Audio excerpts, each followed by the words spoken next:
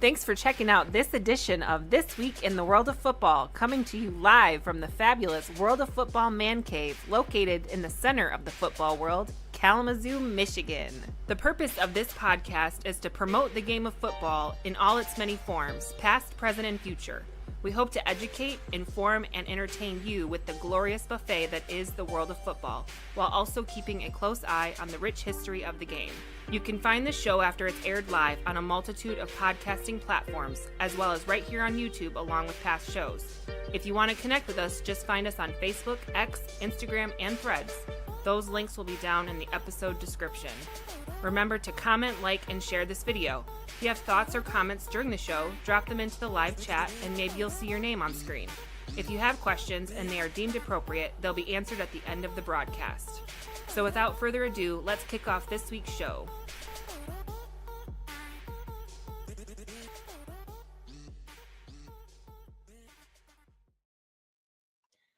Hello again, everyone. This is episode number 412 for September 23rd, 2025, and I am your host, Randy Snow.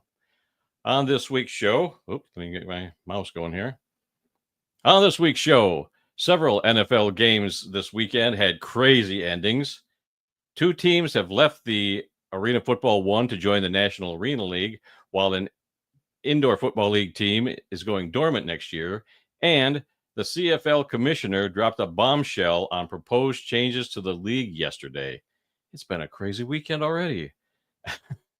But I'm not here all by myself. Across the internet for me, in another part of Kalamazoo, is my son Adam.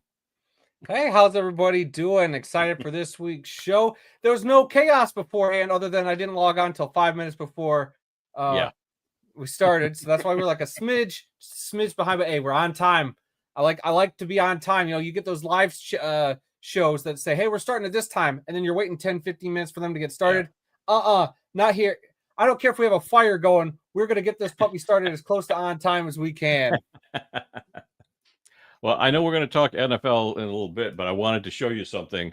I don't know if you can see these or not, but your mom found these at the store today. These are actual flowers, blue, white, and silver, with a little thing here that says game day vibes on top. And I thought they were fake, but they're real flowers in a lion's thing. So I'm going to have them sitting there the whole show, I guess. Hopefully they won't fall over and get water all over the place. Is that a cat tree that you grabbed specifically just to set that onto? Well, yes, it is, son. Thank you for noticing and telling the world what I'm sitting this bouquet of flowers. I gotta call it like I sees it, and I was like, "That's a cat tree." And that's the only thing that's the right height here. So if you hear a cat scratching or something, moving this thing back and forth, you'll know a cat wants his tree. Oh, we know. Unlike my brother-in-law, you do not let the cats into your studio. So. No, I try not. There have been a few times when they were hiding in here and I didn't know it. So hopefully nobody's in here today. All right, let's get going with this thing. Not only do we have this weekly podcast, but we also make YouTube videos. We currently have over 650, count them, videos on our YouTube channel, with the newest ones being an episode of Just Lying Around. No, we don't. Tonight. No, we're not doing it at all. We were going to try to sneakily. Well, not right now. Kyle's got some stuff happening. So thoughts with him and my sister. They're dealing with a pet thing. So, but we'll get that at some point, because I was hoping to have him sneak in. I wasn't even going to tell you. We're going to have Kyle sneak in here and do a covert Just Lying Around during this episode. I was going to have the graphics and everything ready to go, but he said he couldn't do it. So surprise, ruined. So yeah, none of that this week, Randy. I forgot to tell you. Well, you said that you guys might do it after the game if they won last night. So I was sitting around waiting for that to pop up, and you never did. I was waiting for a text from Kyle. We'll talk about the Lions game, but the way that thing was going, I was like looking at my phone, like, is he gonna? I'm hyped. Is he hyped? Like, where's this message? And he never texted me. So it's all good. We'll get around to it. Okay. So yeah, we'll have a Just Lying Around one of these days. We got our NFL picks coming up. We did week 3 last week. We've got another one coming up tomorrow night. Let's see, our CFL Weekly. We did our week 16 show last night. Talked a lot about the bombshell news from the commissioner of the CFL about the changes he wants to make, and we'll talk about that during our CFL segment. not happy about that myself, but what can I say? So upcoming videos. Next week we'll have week 17 of the NFL Weekly. We'll have our NFL picks for week 4, and I know this is going to be week 4. Yeah, whatever. Then we've got we're going to be working on a couple other special videos. I just got back from Columbus, Ohio, and I'm working on a script right now to narrate some of the footage I took. But I was invited down to an unveiling of a historical marker, a plaque outside of a building in downtown Columbus, where the second president of the NFL had the first office in NFL history. It's in a building on Broad Street in downtown Columbus. And so I was there for the dedication. The mayor spoke, and Joe Horrigan from the Pro Football Hall of Fame was there, and he spoke, and Chris Willis was there, who wrote the book on Joe Carr. It was Joe Carr's office. So yeah, we'll have a video on that. And then also, while I was down there, I also got to visit a grave, and so that'll be included also. We'll have a Have Grave Will Travel video for that. So yeah, lots of things coming up. We're always busy. We're never sitting still. Sometimes good thing, sometimes it's a bad thing. Hey, it is what it is. So yeah, you said it was the Woody Hayes was the grave you're doing, right? Yep. All right, and then I have I kind of let it out yesterday. Our friend Royce from Viking Wax Press and I got together. We're going to be doing a CFL logo ranking video coming out soon. I just have to sit down and edit it. It's been real busy. That one probably won't come out till the weekend when I have a little more time on my hands. But that might be something that comes out this weekend. And now I have to edit 2 videos for Randy, so I think I'm going to be pretty busy. Yeah, and on my way down to Columbus, I stopped at a Burger King, and I found this. I was going to say, I was almost going to pull up the photo you sent me, the incriminating evidence. No, I was surprised to see this. They had a whole bunch of them on the counter. They had the regular Burger King crowns, but they actually had these as well. And I thought, well, that's kind of unique. I got to at least grab that as a souvenir, so I did. That is actually pretty cool. I'll give you that. When I saw that, I was like, man, I wish they had that like here. I don't know if I haven't been to a Burger King in a while, full disclosure, but I'd love a Western one. Do you think Western Michigan Burger Kings, or just because it's in Columbus, Ohio, they're doing it there? Yeah. I wonder if Ann Arbor's got Michigan ones then. So let us know if your local Burger King, if you're in a college town and they got logos on their Burger King crowns, let us know. Maybe Randy's got a new collection he needs to start up. Start going through the eBays, Randy. Yeah. Yeah, well, we'll see. I was there. It was right there on the counter, so I just grabbed one and brought it home with me. All right, enough of the frivolities. Let's begin our weekly tour around the world of football, and we're going to start off this week with scores in the NFL. That's right, everybody. Your week 3 scoreboard in the NFL. We're going to fly through some of these games. Dad, I don't know how much football you saw over the weekend, but it was a crazy weekend in the NFL. We'll kind of get to everything.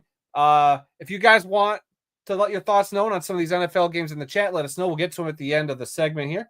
So we're going to start off on Thursday night, a lot closer of a game than I anticipated, as the Buffalo Bills beat the Miami Dolphins 31-21.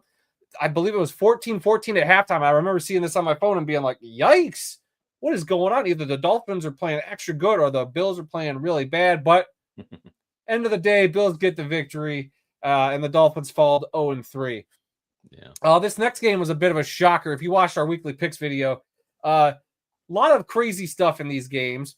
So a lot of our picks got messed up because of it. So the Carolina Panthers, who knew they'd have the first shutout of the season as they beat the Atlanta Falcons 30-0. I wouldn't have guessed that. So they took care of their division rivals. Then this one, I went to the movies on Sunday and came back to a slew of insanity, starting with this Green Bay Cleveland game here, where the Browns defeated the Green Bay Packers 13-10. That's right, the Browns in their all brown uniforms, sponsored by Dude Wipe. So yes, they look like walking turds, sponsored by a turd wipe company. Man, I didn't see this coming. The Browns blocked the kick, and that was a big difference maker. They got down the field, kicked the field goal themselves to win it as time expired, I believe. So that's crazy. I believe they said, and we're going to get to some more blocked kicks in a minute, but there was 5 blocked kicks, and then they said overall, I think it was like 9 special teams game winners. altogether, it was a wild stat. I've never seen anything like it. Well, the Browns may have been sponsored by Dude Wipes, but they certainly did not play like crap in that game. That's for sure. Well, I mean, 13-10, they might have kind of played like crap, but they got the win over our division rivals. That's what matters. That's what matters, Cleveland, and we'll see you next weekend is all I'm going to say. Then let's see, the Jacksonville Jaguars got a win over the Houston Texans 17-10. This knocks the Texans down to 0-3 on the season. A little bit of a surprise there for the Texans, but for the Jags, a nice win there. In the battle of the backup quarterbacks, the Minnesota Vikings with Carson Wentz defeated the Cincinnati Bengals 48-10. Didn't see that one coming. I thought the Bengals had a little more fight in them, but not Sam Darnold. Carson Wentz, could he be getting some of that Sam Darnold magic there as the backup quarterback in Minnesota? Watch out, I think, for the Purple People Eaters. Let's see here. The Pittsburgh Steelers went into New England and defeated the Patriots wearing those very nice throwback uniforms, 21-14. This game, I believe the Rams were up multiple scores. They were up by quite a bit going on the Eagles, but the Eagles came back to win this one 33-26. The Rams did have a chance to win the game on a last-second field goal, which got blocked. So we have another blocked kick, and this one was returned for a touchdown by the Eagles to seal that one up for sure. That one was absolutely wild. That one was happening just around the same time as that Packers game. Then you go to this next game down in Tampa where the Buccaneers wearing their very nice creamsicle throwbacks. Well, I guess they were all white, but wearing that old Buccaneers logo and outfit looked really nice, and they beat the Jets 29-27. The Jets had a blocked kick in this one, returned for a touchdown. Absolutely wild. Head coach Aaron Glenn had a fantastic sideline dance, which very memeable, very gifable. But the Buccaneers were able to get another last-second field goal to win this game to get the Bucs to 3-0. So Baker Mayfield and those Buccaneers going absolutely ham. Let's see. Before we move on, let's see some people in the chat. John, go Panthers. Dale, this is why the NFL is so great. You never know what you're going to see. I never thought Carolina would win like that. Leonard, when I heard Carolina blanked Atlanta, I had a hunch my week would be a mess. Yeah, same here. Yep, the Atlanta-Carolina game caught us all by surprise. How about Lancaster City Dragon Rats? EAGLES. Yep, the Eagles, the Super Bowl champs, finding a way to win. Leonard agrees the Patriots uniforms were from 82, 89. Yeah, I thought they looked great. I love those Patriots uniforms there. And as I said on last week's show, I think Cincinnati's season is over with Joe Burrow is that team. Yes, he is. It would appear so. And at least Atlanta can say they had a better week than Coach Gundy's comments about being the coach after 2025. Yikes. Let me go back to that New England game because I do have a note from that game. Former Patriots wide receiver Julian Edelman. No, wait, time out, stop. Save it for the news segment. What? Yep, I have it all. I have a whole news item we will touch on. I have to upload that graphic things for the reminder. See, if you had been on a little bit longer before the show, I would have known about this, but we didn't. It's all good. It's all good. Gotta love doing it live and with me having 5 minutes to spare. All right, moving on to the second half of the scoreboard. Let's just get through the scoreboard first, and then we'll talk about some of those news stories. The Indianapolis Colts stay undefeated. They beat the Tennessee Titans 41-20. The Washington Commanders got a big win over the Las Vegas Raiders 41-24. How about the Los Angeles Chargers? They took care of the Denver Broncos 23-20. The Seattle Seahawks got a big win. How about the Saints wearing their all-white uniform and that brand new white helmet on the road? They looked sharp. Played like crap, but they looked sharp as the Seahawks won that one 44-13, as I mentioned. And in a game that I'm very upset about, I'll have to paint my nails. Tune in tomorrow night during our live pick segment on the channel, 7 o'clock Eastern, to see me unveil my painted Bears fingernails because the Bears beat the Cowboys 31-14. Hey, I'm a man of my bets, and yeah, thanks a lot, Dallas. The one time I root for Dallas, they lay a stinking egg on me and look like crap. They made the Bears look like world beaters, but sorry, Bears fans. You played the Dallas Cowboys defense. Let's settle down before y'all start getting your hopes up. Let's see. Another division game here in the NFC West. The Niners came out with a victory over the Cardinals, 16-15. I believe that was the last-second field goal as well. The Kansas City Chiefs went into New York and defeated the Giants. Well, technically they went into New Jersey. Sorry, people of New York. I know they technically don't play in there. 22-9. The Chiefs get the victory there on Sunday Night Football. And last night, our beloved Detroit Lions, only picked by Randy on the picks last week, I believe. There was one other guy. I forget who right now, but yes, okay. One other guy picked him. Oh, so the Detroit Lions beat the Ravens on Monday Night Football last night, 38-30, and that shouldn't have even been the final score, to be honest with you. That score looks closer than it was. What a game last night for the Detroit Lions. You weren't even texting about this game last night, so I need to know your thoughts on this game. The first thing I said was Jake Bates is a stud when he made that tackle when that guy was returning the kickoff. And then there were a few others. Aaron said something, and I said something back. But yeah, there wasn't a whole lot of conversation going back and forth between the three of us last night. But I was very happy. I was still biting my nails until we got that onside kick at the end, because I kept thinking, that this could be set up. They could be setting up for something really bad for Detroit. They get it back. They got 15 seconds. One pass is all it takes. Yeah, and that Lamar Jackson's capable of doing that. So until they had that, until they recovered that onside kick, I was nervous. I was kind of in the same boat. I was kind of sitting there on the edge of the couch. And by the way, announcer lady, my wife, the football version of her is awesome. It was great. She wore her Alex Anzalone jersey yesterday, and she got her Alex Anzalone jersey earrings in the mail. So she was all decked out, and it was Alex Anzalone's birthday, linebacker for the Detroit Lions. And of course, he gets a sack at the end of the game, so she was all excited about that. So we were up till midnight last night. I was so pumped up. 4 hours of sleep. I literally drank two energy drinks this morning just to stay awake. So it was a rough one. I'm feeling it today. But what a game last night.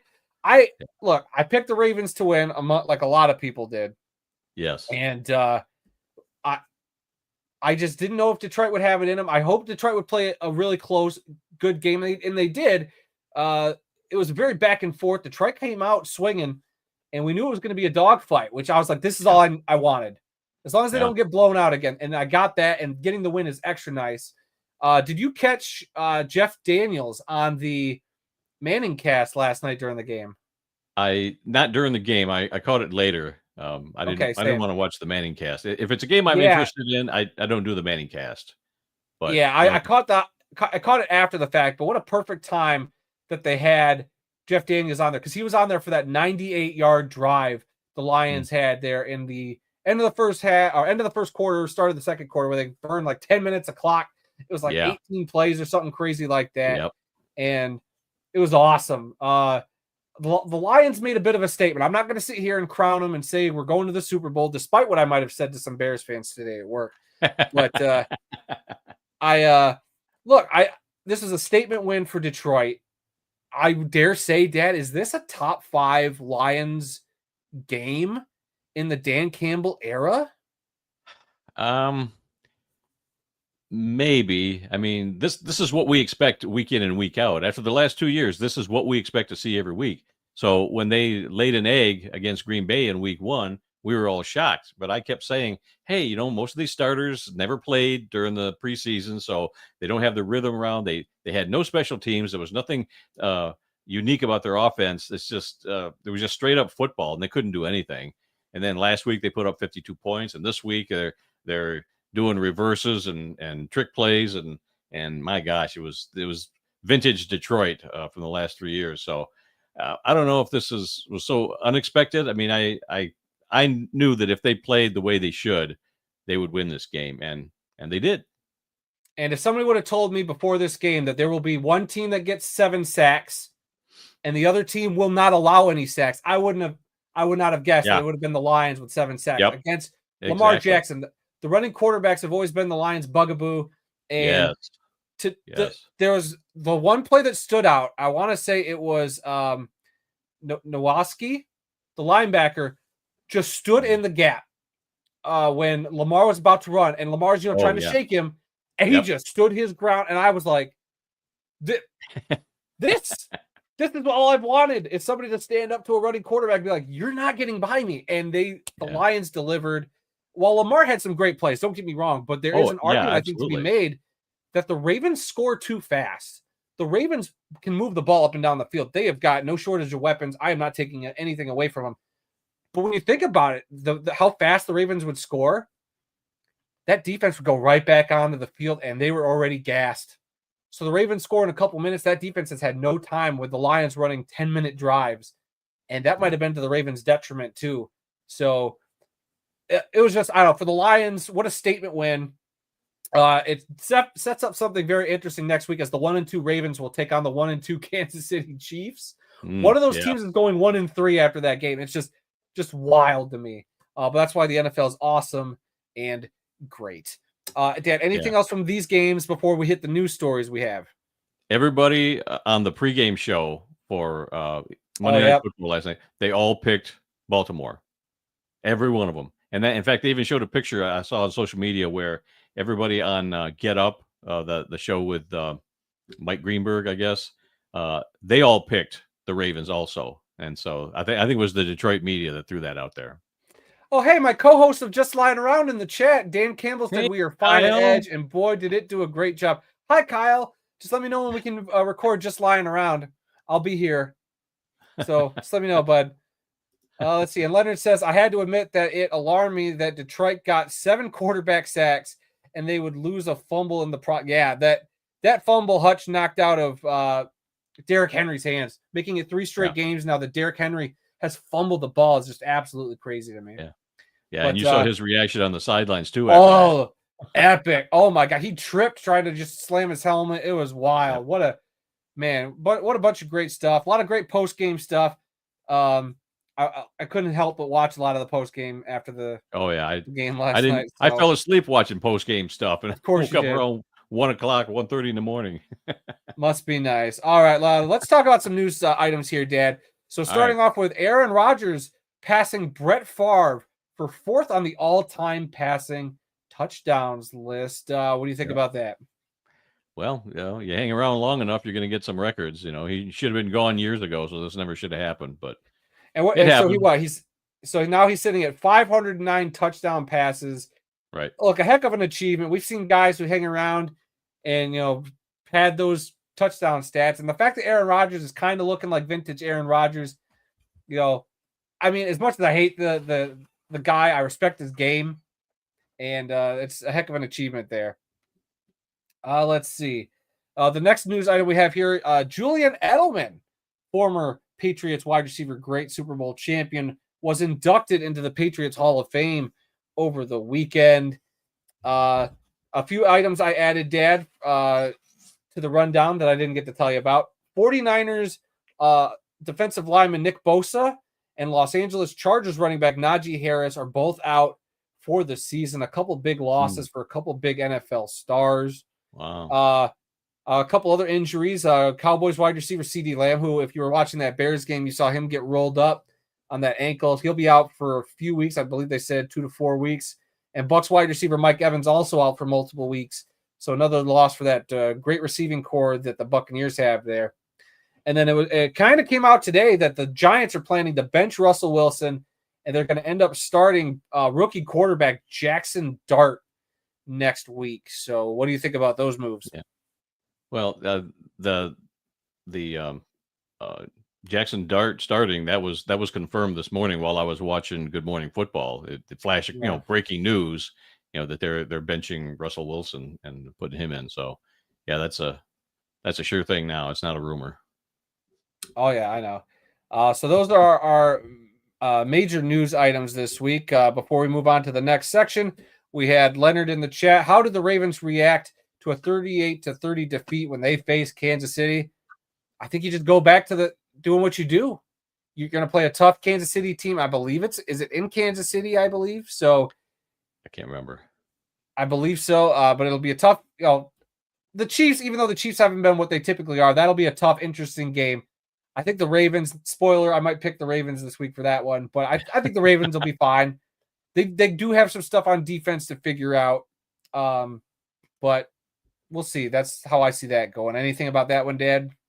No. All right, we'll take one last comment, and then we're going to move on to the CFL here.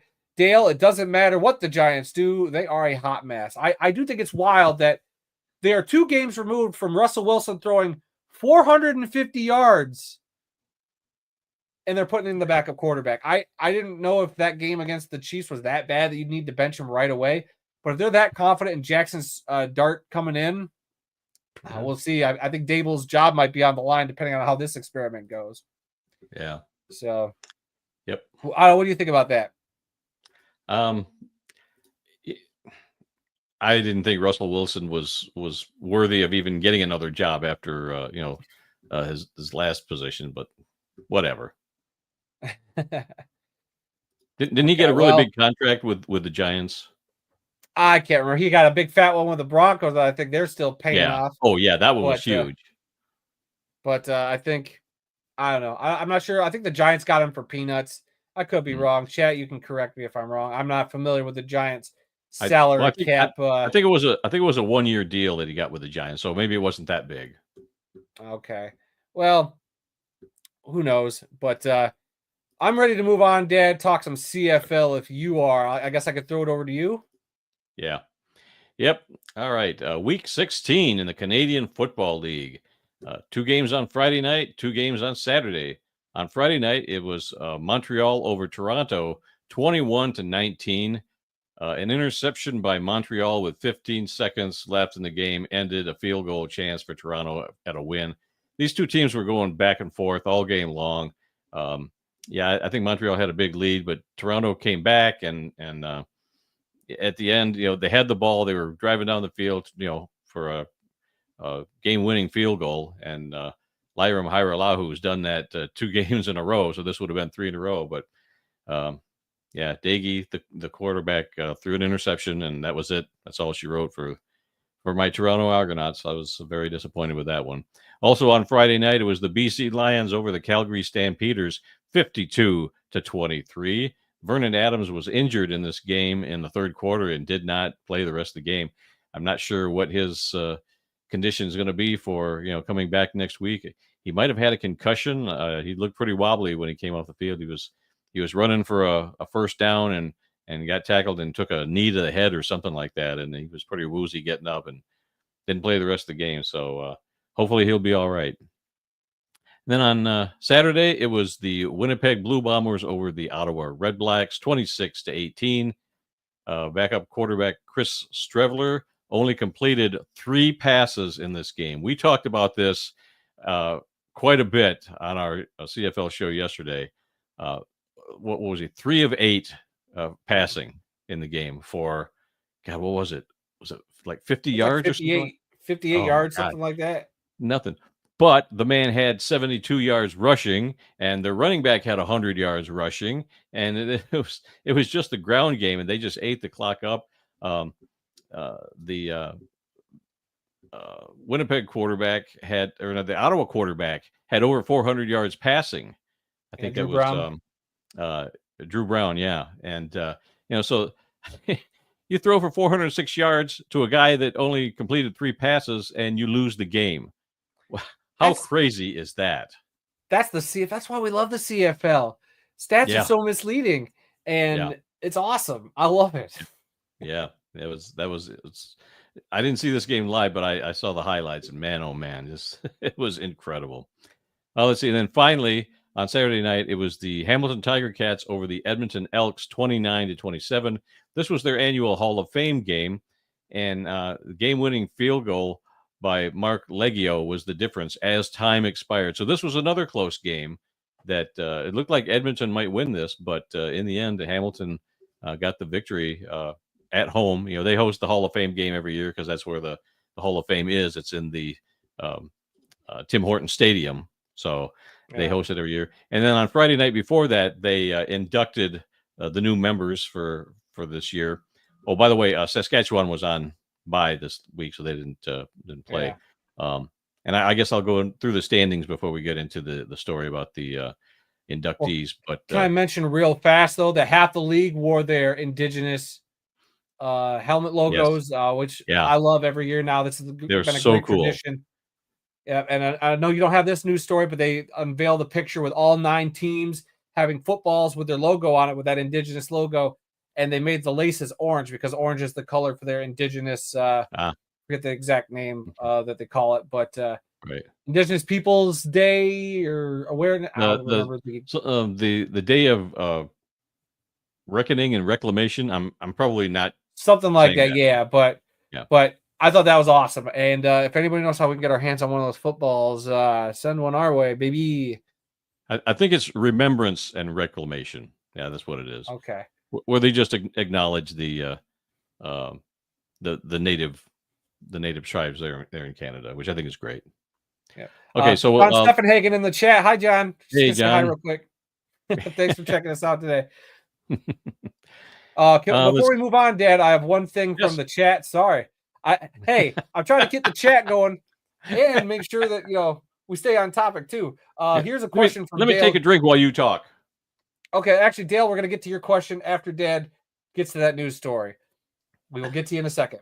Go for it, Dad. Oh, you want me to run down the standings now? Yes. Where you were just at. Sorry, I've got like 3 things going on. I'm trying to keep the chat. I'm trying to keep you in line. I'm trying to keep me in line. This is the fun about doing a live show, Randy. Yeah, fun. Let's see.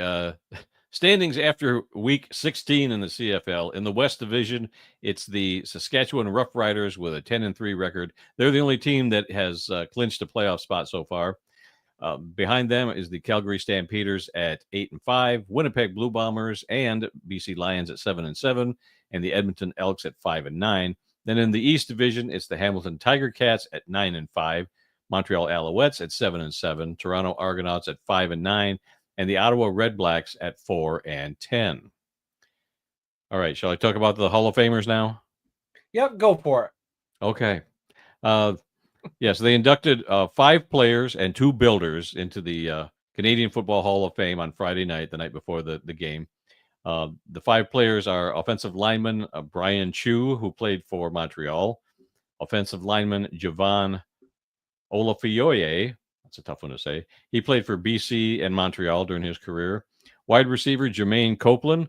I do remember him as a player. He was a fantastic wide receiver. He played for Montreal, Calgary, and Toronto, and I think I remember him with Calgary and Toronto. Let's see, defensive back Scott Flagel.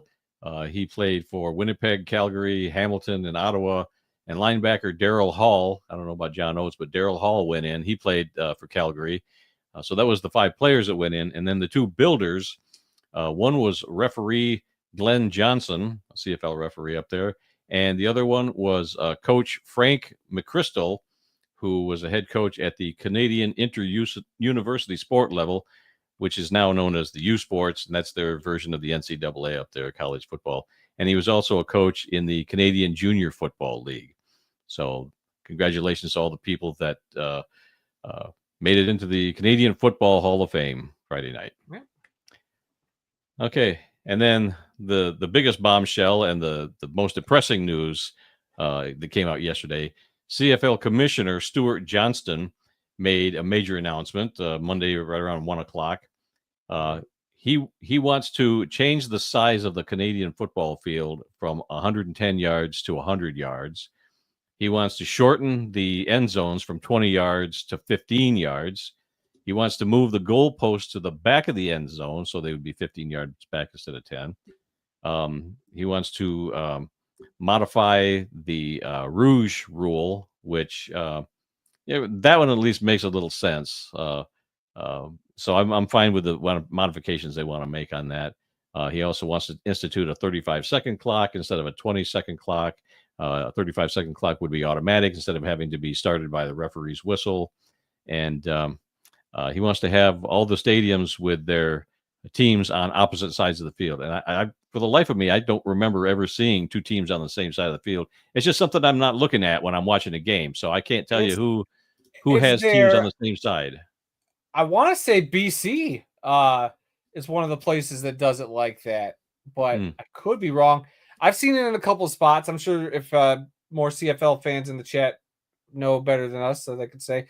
But look, a lot of changes coming, and change is a scary thing. We talked about it at depth yesterday. You guys can go check that out. We even have a short up of Randy putting out his thoughts on the not happy with this news. The changes. I know you're not happy. I'm sure you're not happy at all, even a day removed from the announcement. No. But I get some of the changes. I like some of the changes, but the shortening of the field is probably the biggest aggressor of these changes. Like, I don't even mind moving the goalposts. I don't mind modifying the rouge. Well, I was even saying that, like, yeah, I think you need to at least eliminate certain situations where the rouge should be applied. Right. The play clock thing, whatever. Yep, the bench thing, whatever.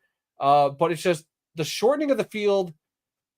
I don't agree with. I'll even go as far as to agree with shortening the end zone by 5 yards just to make it a little more uniform. I'll even give it that. I know that's sacrilegious, and because I'm conflicted, because like I'm okay with it being uniform, but at the same time, if like Major League Baseball can go out there and have different dimensions for outfields and where home runs are getting hit in different ballparks, because it's home field advantage for a reason, why can't that be taken into account with the CFL stadiums? Like, okay, so what? Montreal's got a little bit of a weird corner. Whoop-de-stinkin' do. Like, you're in our stadium. This is how it is. Home field advantage, baby. I'm okay with that. Just like I feel like some of the arena football, the nets shouldn't have to be the same size. If they need to shrink certain things for certain arenas, by all means, home field advantage, baby.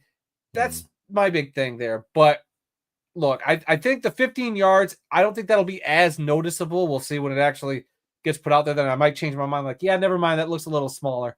But the fact that we're losing the 55-yard line, yes, is a crime. And I've seen, and then we don't have this in there, but Nathan Rourke, starting quarterback for the BC Lions, came out yesterday and said some very not so nice things about these changes. He's not happy at all about it. I'm sure there'll be more players. He said the players weren't consulted, coaches weren't consulted. So this is all upstairs stuff. And if that's the case, that extra makes me a little mad. You didn't even consult the players, especially the Canadian players who grew up on this game, Mr. Commissioner.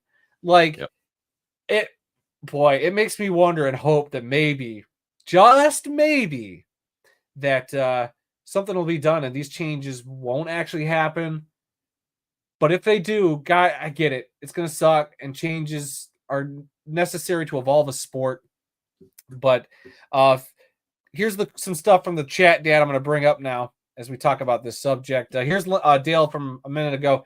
Do you think the CFL is copying the NFL because they will merge at some point in the 2030s? I do not like the changes at all. I have been following the CFL since the 80s. Dad, do you think this is to eventually merge with the NFL? No, I've heard rumors about a merger with the UFL, the CFL and the UFL. I don't know about any of these, but just to me, it makes me think that they want it to look more like the NFL so they can, more easily get their games shown in the States. But I don't know. And my big question is, who's advising this commissioner on this stuff? Is he listening to the people that run Cracker Barrel? Because if he is, he's barking up the wrong tree, and none of this is going to stick, I don't think. That's real funny, Randy, because I do believe I saw that somewhere today that somebody said that. I said that earlier today in a post. I screenshot it. I forgot to get that into the thing. I was going to bring it up before you even said it. Darn it. Covering me up on the chat on the screen here, but Lancaster City Dragon Rats, the first CFL preseason game of 2027, is going to look as visually weird as the 45-degree angle short end zones that used to be at the Memphis Mad Dogs CFL Liberty Bowl home games back in 1995. What a pull there, Lancaster. Leonard, even I don't like the changes to the CFL field. And if Leonard don't like it, that's saying something. Yep. Call him off. Lancaster, Call him off. Yeah. Lancaster, again, I am not cool with the shortened field at all. The center line will be missed. I watched every CFL game I could on TV as a kid in the late 80s or in the 80s due to the 55-yard line. Yes. And I think the new commissioner must have seen the old Memphis Liberty CFL videos and panicked. If you saw what they did to that in 1995, you'll understand. I'm definitely going to have to look that up now. Leonard, when Baltimore had a CFL team, I love the field size. I love it. Dad mentioned it yesterday when we were talking about it. To go to your first CFL game and to see, and especially if you've been to regular American-style football games, whether it's high school, college, NFL, to then go to a CFL game and to see the monstrosity of a playing surface that they are about to embark on is incredible.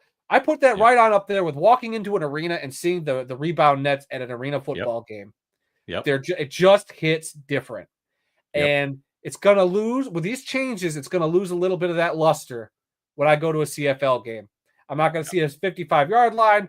I'm not going to see the big end zones. They'll still be pretty big, but it just won't be the same. They're keeping the width of the field. So for now, I like that they at least didn't change that. But and for now, the time being, we're keeping the 3 downs. We're keeping the 12 guys on the field. So we'll see. But boy, at this rate, only 151 days into this guy's tenure, and these wholesale changes are happening. God knows what'll happen in the next 151. Yeah. Well, I did listen to some of his speech. I didn't listen to all of it, but he did say that he's hoping that if and when these take effect, that the college football teams will follow suit. So right now, college football is not doing any of these rules. They're going to keep the 55-yard line, the 20-yard end zones. So you've got college stadiums all over Canada that still have the same dimensions, and they're not planning to change. That's fascinating because some of these teams in the CFL play in those stadiums that the colleges have.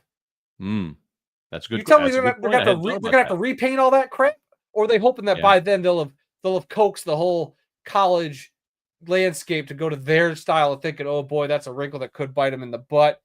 Here's a comment from the Facebook. Jeff Miller, what's up, Jeff? Says, save the Rouge. As of right now, the Rouge is fine.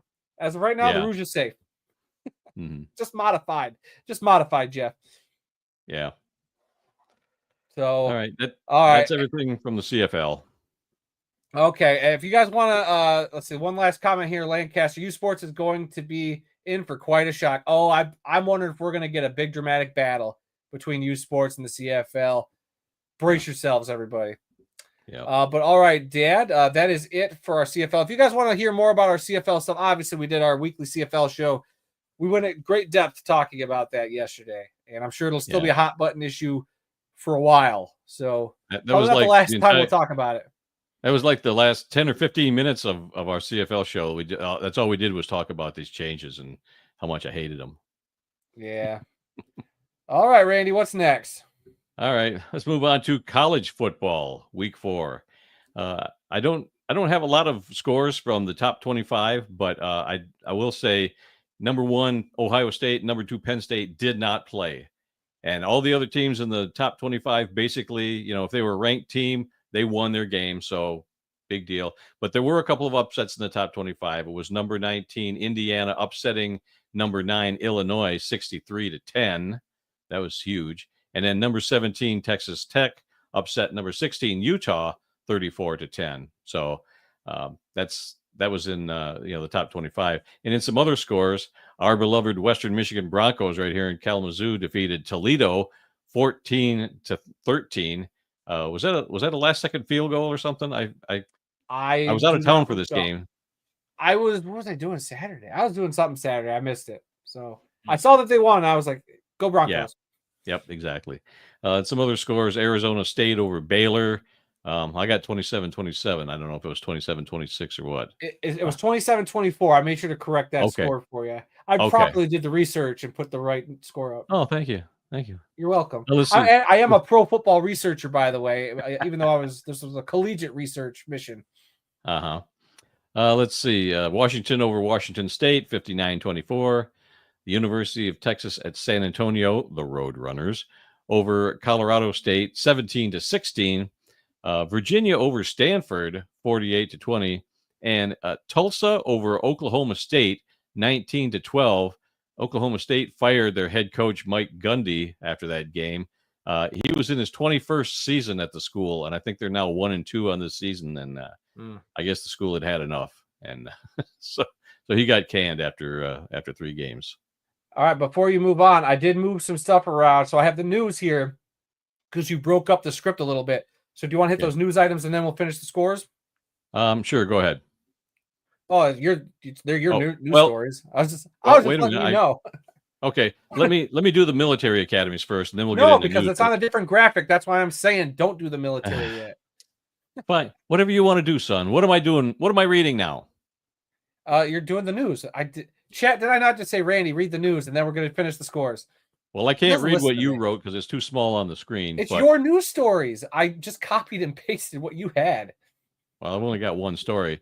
Wembley Stadium in London, England, will host its first college football game next year when Arizona State and Kansas play in the inaugural Union Jack Classic. Yeah, one game is already a classic. Union Jack Classic on September 19th, 2026. Oh, I guess I do have a second story here. The other story I've got. Make me look like an idiot. The NCAA is eliminating the spring transfer portal, and they're only going to have one portal instead of two. I didn't know they had two. I thought it was like, from like December into April, but I guess there's like two separate periods. So what they're doing now is they're doing away with the second portal, which is right after spring training. So you got these guys that they don't declare in December, but they wait till after they see spring training. Maybe they look around and go, man, our team is going to be crap this year. I got to get out of here. And then they declare for the portal during the second round. So they haven't determined when the dates will be of that next year, but they're thinking possibly in January they'll just have one transfer portal period where it's either jump now or that's it. You're going to be where you're at for the next season. So that was interesting. I didn't know they had two portals, but now they've only got one. Yep. All right, what am I doing now? You're on to your scores. As you can see by my lovely graphic, if you need me to blow it up for you. Oh, yeah, there is some writing on that. I just looked like little white dots on a black background. Let's see. The military academies, it was North Texas over Army, 45-38. Yes, it's the same North Texas team that I thought was an FCS team when they came to Western Michigan a couple weeks ago. My mistake. Let's see. It was Boise State over Air Force, 49-37, and Navy did not play. Let's see. Then we got FCS. It was Grambling over East Texas A&M, 31-28. In the Ivy League, Harvard over Stetson, 59-7. This was a non-conference game for the Ivy League. In fact, all 8 teams in the Ivy League all played non-conference games this past weekend. Let's see. In Division II, it was Slippery Rock shutting out Shippensburg, 34-0. In Division III, it was Kalamazoo College shutting out Anderson of Indiana, 27-0. And because I want to talk about Kalamazoo College every week, I'm throwing in a second score from Division III. The Coast Guard Academy over Nichols, 92-60 in that game. In the NAIA, it was St. Francis of Indiana. They didn't play, so I got another score for you this week. Indiana Wesleyan over Olivet Nazarene of Illinois, 28-27 in a squeaker. Then you move on to the National Junior College Athletic Association, where I like to talk about Snow College there every week from Ephraim, Utah. Well, they didn't play this week because they had a Monday game last week. So in another score, it was Community Christian College of Michigan over Hocking of Ohio, 27-13. Moving on up into Canada. In U Sports, it was the Windsor Lancers over the Toronto Varsity Blues, 34-14. And my little note from this is that I actually went to see this matchup back in 2008. It was my first, CIS at the time, but now U Sports. First Canadian college football game I ever saw. And Windsor's football stadium is just after you get off the bridge coming from Detroit and into Canada. It's like right across the street as you cross the bridge. So, yeah, Windsor Lancers over Toronto Varsity Blues, seen both those teams. And then finally up in Canada, in the Canadian Junior Football League, it was the Regina Thunder squeaking by the Winnipeg Rifles, 41-40. I guess now we're going to talk about X League in Japan. Yep, we will get to that in a second, but we have some thoughts in the chat about some of the college stuff. I wonder what was more of a massacre, what Indiana did to Illinois or what Idaho State did to Lincoln from California. Also, why is Lincoln even playing at all with no home games? I didn't know they didn't have any home games. I didn't know that either. And then, everybody in the chat shocked about the Coast Guard winning 96-60. What a score that was. Even I saw that and was like, what in the world did anybody? Yeah, I believe Dale said they decided not to address their defense. So absolutely wild there. And I guess Lancaster says Idaho State won 90-0 in that other game. So I didn't see that score. So yeah, so that's absolutely crazy that some of those college scores there. Yeah, the NCAA does a great job of pasting all the scores, and you can get some of the stats from these scores from these games. But there's just so many. I mean, we talked about it earlier this season. 777 college teams around the country in all these different divisions. So yeah, it's a lot to go through. And I used to do 3 games from each division. That's just way too much. So I'm just picking out 1 or 2 from now on. But it's interesting to look at some of the school names, that you've probably never heard of, and look at some of these scores. There were some real beat downs, some real squeakers at times, triple overtimes. Those are the ones I like to highlight. Yeah. All right. Well, without further ado, we are now going to turn to our friend and man in Japan, Greg St. James, who's going to give us the lowdown on the 4th week of some Gridiron Japan action. Take it away, Greg. I hope this time I have all the audio and everything set up, because last week it took me a minute. I fumbled around with it, but here we go.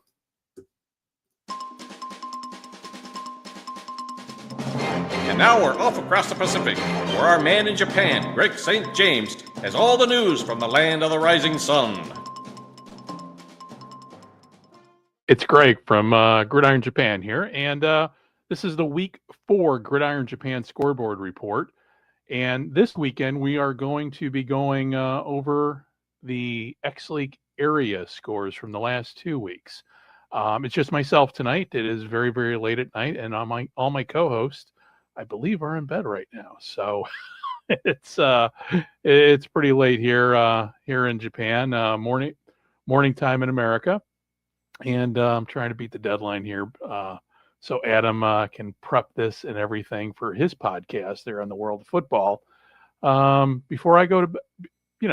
That way I can go to bed. So with all that said, what I'd like to do in this scoreboard update, which is officially Week 4 scoreboard, but really going to go back here and go over Week 1 and Week 2 of area play. Week 2 of area play just finished up today here in Japan, because it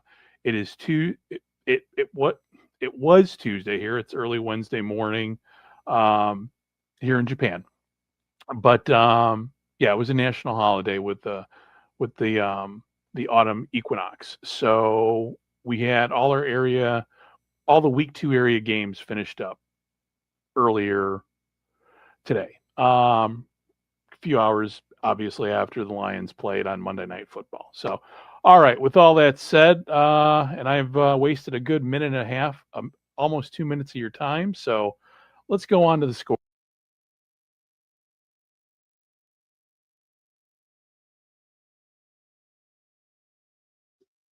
Looks like we have some audio issues here. Let me see if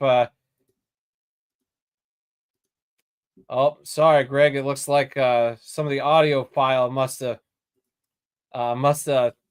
not worked out real well. Hopefully we can get that resolved, and we can get that properly posted on the regular YouTube channel. Be on the lookout for that, guys. I'll see if that was on my end or not. I kind of just threw that together before the show, so that might be on me. We'll see. Yeah. Sorry, Greg. We appreciate Greg doing this in the middle of the night over there, so he can get it to you on time, so that you have it for the show. And it's too bad it didn't work out this week. So far, it's been pretty seamless. He sends us the file, everything's fine, and whatnot. But yeah, just didn't quite work out this week. But yeah, hopefully we'll be able to get that, and we'll post it as a separate video like we have the last couple. Yeah, hopefully, like I said, it could have been on me. I'll have to double check it. But we will get a proper version up on the YouTube channel. Like always, guys, we've been posting all of Greg's videos there. Also, we do appreciate him taking the time out of his busy day. Sorry, Greg. Like I said, I know technical difficulties happen, and it is what it is. So, Dad, what's next on the rundown? All right. Well, that's it for the scoreboard for this week. So now we're going to move on to more happenings in the world of football. And the first thing here is coming out of the National Arena League.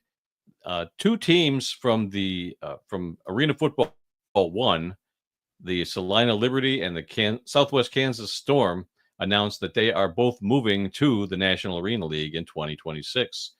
And I guess they're also going to be announcing their schedule already tonight for the 2026 season. I saw some of the press conference. They had two separate press conferences, both teams did, and they were both very appreciative of the Arena Football One and Jerry Kurz and everybody that works for the AF1. And I saw some comments from Jerry Kurz where he thanked them for their 2 years in the league, getting them going. So it sounds like it was, it was a very amicable separation between the teams in the league, which is nice. And so we'll see who comes back next to be in Arena Football One in the coming weeks. Yeah, there's a lot of rumors and stuff going around, but I will say with the Liberty and the Storm leaving, like you said, amicable. It sounds like, and let me actually see if I can pull something up here in a second. But I think it's awesome that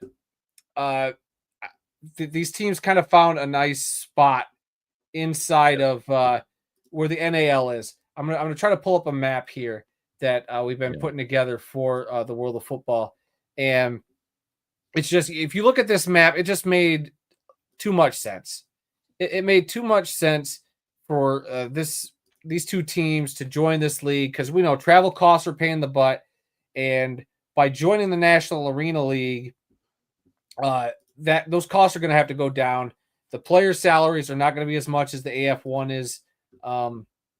Not forcing people to pay, but the contracts that the AF1 likes to delve out. The AF1, I believe, has the higher contracts of all the indoor and arena leagues out there. Higher payroll. Yeah. So, God, I wish I could find my graphic here. Give me 2 seconds. I think I know where it is now as I pull it up. Here we go. They do fit well geographically into what the National Arena League consists of right now. Yeah, so here's that map. So if you look at that, that spot right there is perfect, nestled right there in the middle. Makes it 9 teams there in the National Arena League. So the bus travel should be a lot easier for all those teams.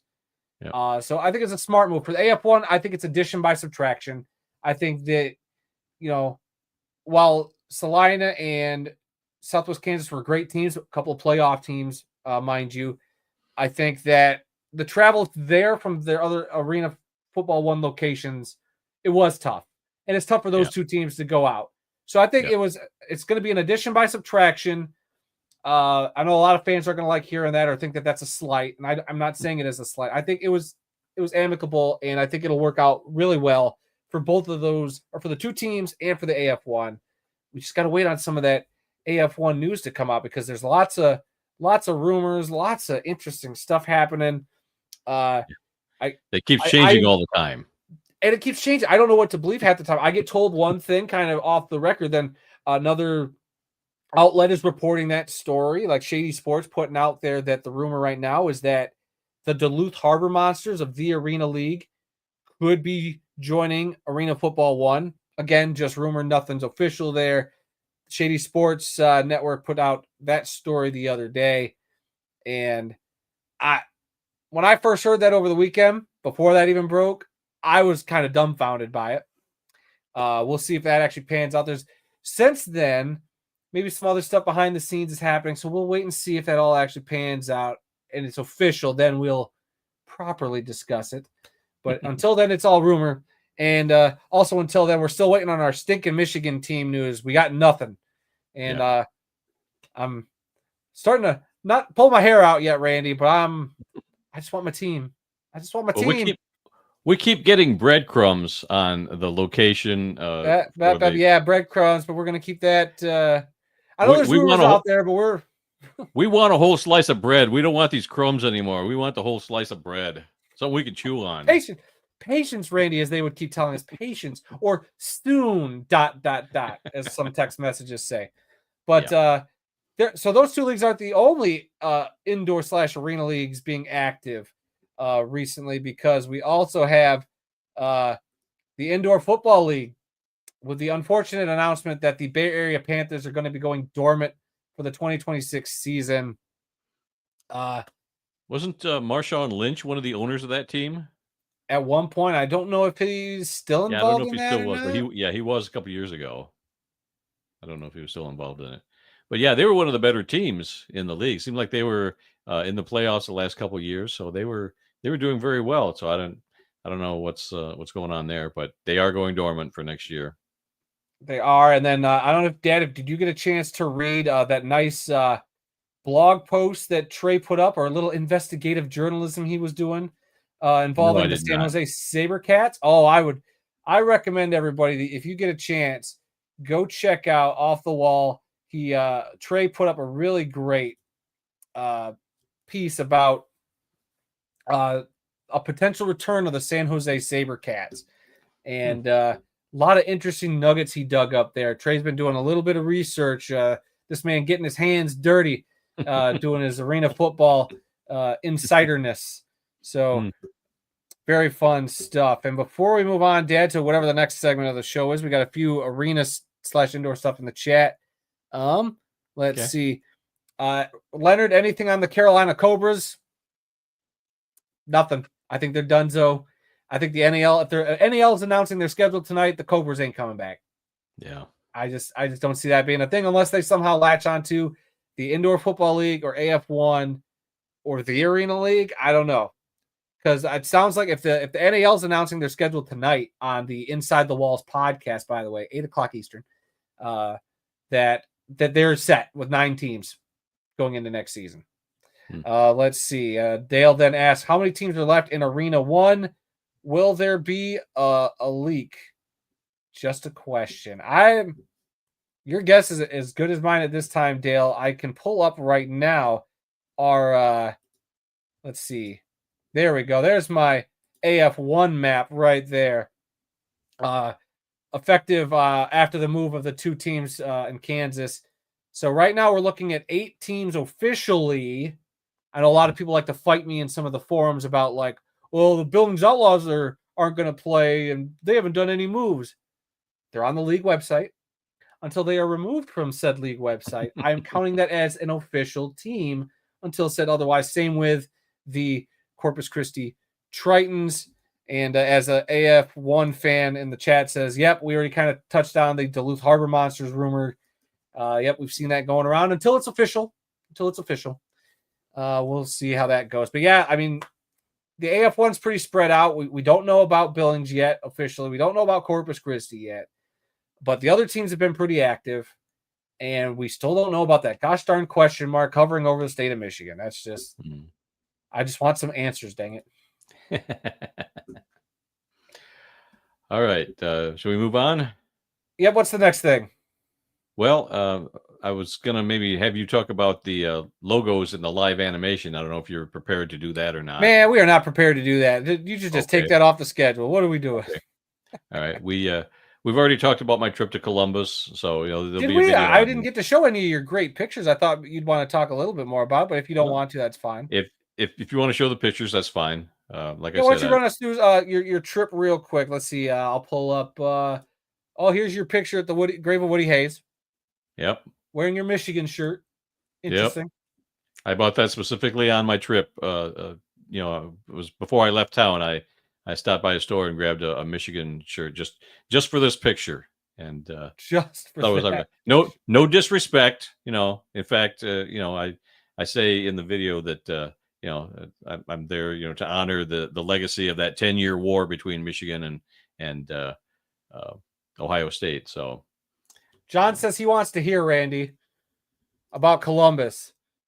Oh, well, yeah, I went down there, and Chris Willis invited me to come down, and he was one of the major forces behind this plaque getting put up outside of there it is right there. It's right on the sidewalk, right next to the door of the address is 16 Broad Street in downtown Columbus.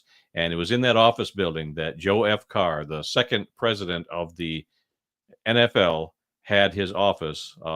And there's a picture of his secretary on the plaque also.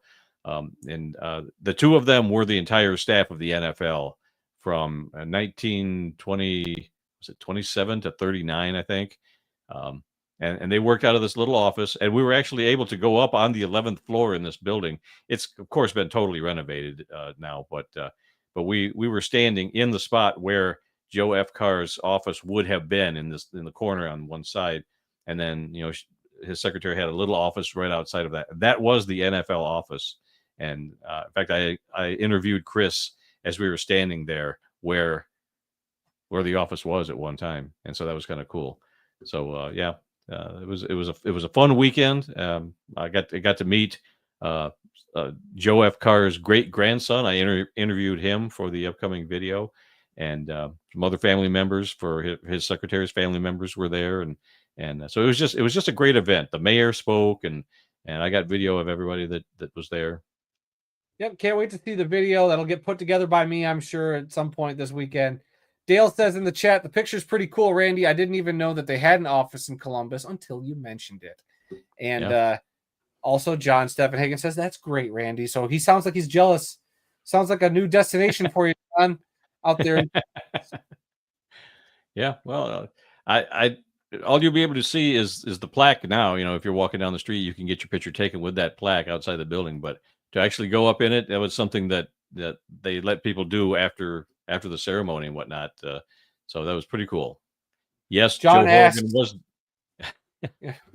Yes, Joe Horrigan was there. He spoke and got to spend some time with Joe Horrigan and Chris Willis. Yep. So yeah, it was a great event. Just a really good time. So keep your eyes out for that video whenever Adam has 2 seconds to put it together. I know, right? That's the big question is, when am I going to find time to do all these videos this weekend? My goodness. Yeah. Another thing I had on the rundown was movie reviews. I did not go to see The Senior this weekend because I was too busy. Did you? I didn't get to go see him this weekend. No, even though I was at the movie theater, I didn't see that movie. Okay. But we'll have to see if we can carve in some time. I heard that him was not so good, so now that makes me not want to go see it. Oh, gee. Yeah. What a shock.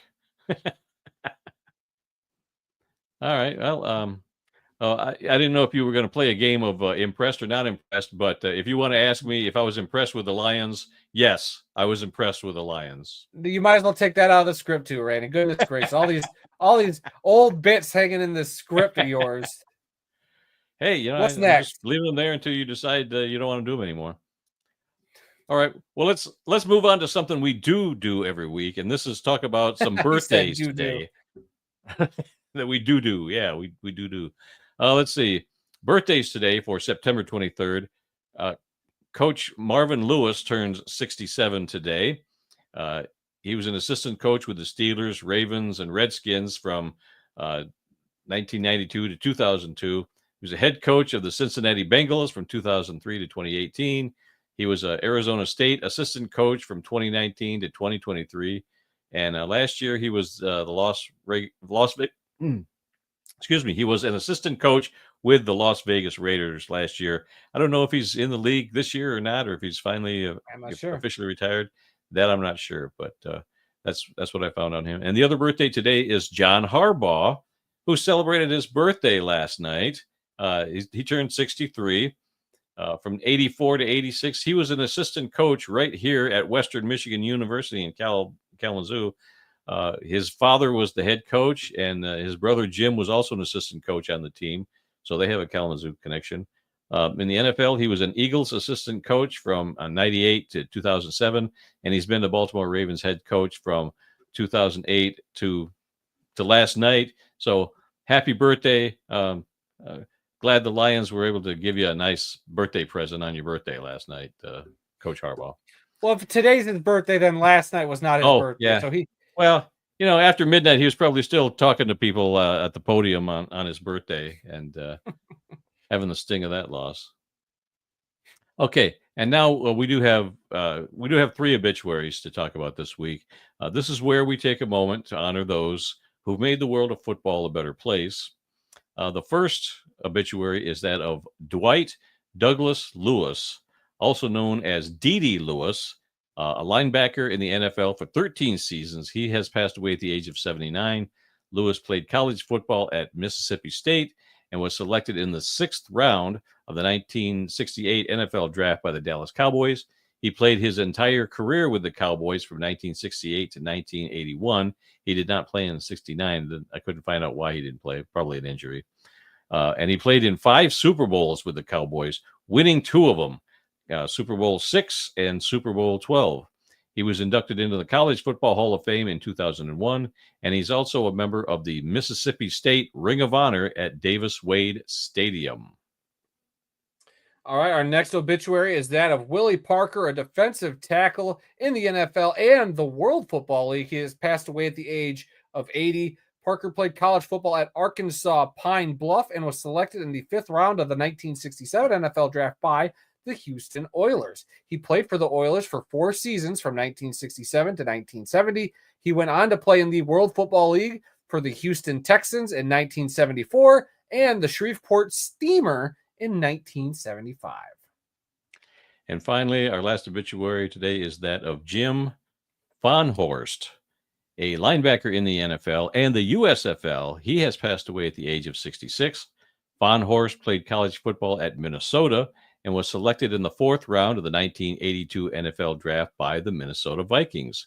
However, he signed with the USFL's Chicago Blitz and played for the team in 1983. He also played for the USFL's Arizona Wranglers in 1984 before signing with the San Francisco 49ers, where he finished his playing career from 1984 to 1990, winning 3 Super Bowls with the 49ers. All right, and finally, it's our upcoming events calendar. We've got some international games coming up this Sunday, the 28th, the Steelers and the Vikings in Dublin, Ireland. And all these games are going to be on NFL Network at 9:30 in the morning, Eastern time. October 5th, we've got the Vikings and the Browns in London, England.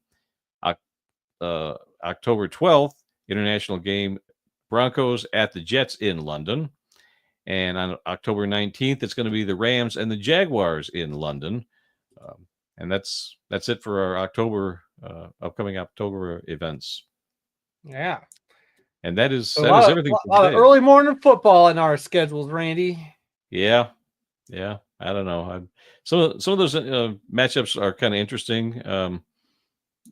Let's see here. The Steelers and the Vikings, maybe. Vikings, Browns, Broncos, Jets, Rams, Jaguars. Maybe that Rams Jaguars game might be kind of interesting. I think Steelers Vikings will be interesting this week. Can Carson Wentz continue things there with the Vikings? Is he going to be the hot hand and JJ McCarthy just takes a back seat for a while despite being hurt? Wait and see. Yeah. Okay. Well, anything else pop up on your screen before we close out today's show? Hey, look, we appreciate everybody in the chat for hanging out and throwing out all their great comments. We try to get to as many as we can. You know, the show just moves at such a clip sometimes that a lot of your guys' stuff gets lost, but we appreciate you guys having fun in the chat and giving us some good information like Leonard here, Randy. If you are in Chicago, go to 20 North Wacker Street on the 12th floor. That is where you will find the old Arena Football League office. Interesting. I didn't know that. And John says, great show. We appreciate you hanging out and checking us out, John. If y'all haven't already, his book is available. I have it sitting back there. Oh, yes. About Leo Lyons. Yeah, right back there. I thumb through it before the show every now and then. I got to sit down and just read it, but I've been looking at it. So it's a nice little book there. I'm excited to get to it. Yeah, I've liked what I've read so far. I'm only up to the 3rd chapter. I just don't have the time to read like I used to, but I'm working my way through it, and there's been a lot of cool stuff already. Les Graves, more books, Randy. Come on. You probably put that on a T-shirt where make me wear it somewhere. I mean, don't give me ideas. Yeah. All right. Hey, I think that should be everything. Again, apologies to Greg St. James. On the video. But we will. Technical video, yeah. Yep. And if there is something wrong with the video, I'm sure he can send it again, and we'll get it fixed. We'll get it up online. We'll have it posted soon. All right. That's all the time we've got for this week. Don't forget to check out the World of Football merchandise at tpublic.com for the latest football-related T-shirts, hats, mugs, and more from our merch store. And remember, some people may love football more than we do, but nobody, and I mean nobody, loves more football than the two of us guys sitting here in Kalamazoo, Michigan, talking all things football. Join us again next week when we'll try and do a better job. Yeah, right. Until then, I'm Randy Snow. And I'm Adam Snow. And because of Randy's little slip up where it sounded like you said the world of furball, that gives me an idea for a great t-shirt idea where it's a cat playing with a fur ball that looks like the World of Football logo, Randy. There we go. That might end up in the merch store sometime. But oh no. I've been Adam Snow, everybody. Be on the lookout for the World of Furball shirt now. We'll see you all next week, maybe. Thanks again for checking out this edition of This Week in the World of Football. New episodes of the show are posted every Tuesday and can be found wherever good podcasts are available. You can find the World of Football on Facebook, X, Instagram, and Threads by searching for TWOF Kalamazoo or using the links in the episode description below. Be sure to subscribe to the World of Football on YouTube for more great football-related content. Just search for the World of Football Kalamazoo or use the handle @TheWorldOfFootball to find us. Remember, every like, comment, and subscription really does help us out, and we appreciate you for that support. We hope to see you again next time.